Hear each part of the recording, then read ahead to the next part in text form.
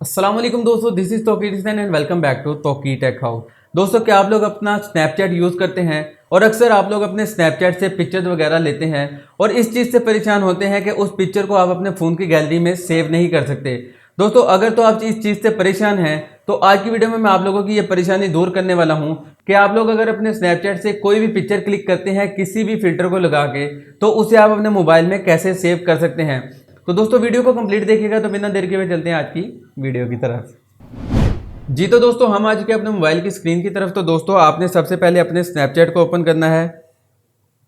दोस्तों, स्नैपचैट पर आने के बाद आपने यहाँ से कोई भी पिक्चर क्लिक कर लेनी है। जिस तरह जस्ट लाइक मैं यहाँ से कोई फ़िल्टर लगाता हूँ।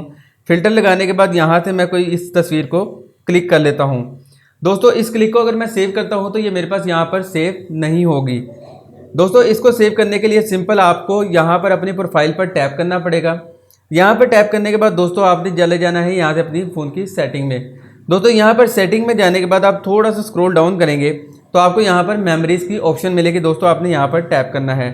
दोस्तों, यहाँ पर टैप करने के बाद आपको ये सेव बटन की ऑप्शन मिलेगी। दोस्तों, आपने यहाँ पर क्लिक करना है। दोस्तों, बाय डिफ़ॉल्ट आप जब स्नैपचैट को इंस्टॉल करते हैं तो ये मेमोरीज़ पर टिक होता है। दोस्तों, आपने मेमोरी से हटाकर इसे मेमोरीज एंड कैमरा रोल पर क्लिक कर देना है।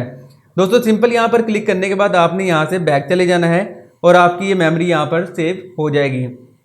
दोस्तों, इसको क्लिक करने के बाद आप दोबारा जब अपने कैम की तरफ जाएंगे तो दोस्तों यहाँ से अब हम कोई फ़िल्टर लगा के कोई तस्वीर क्लिक करते हैं।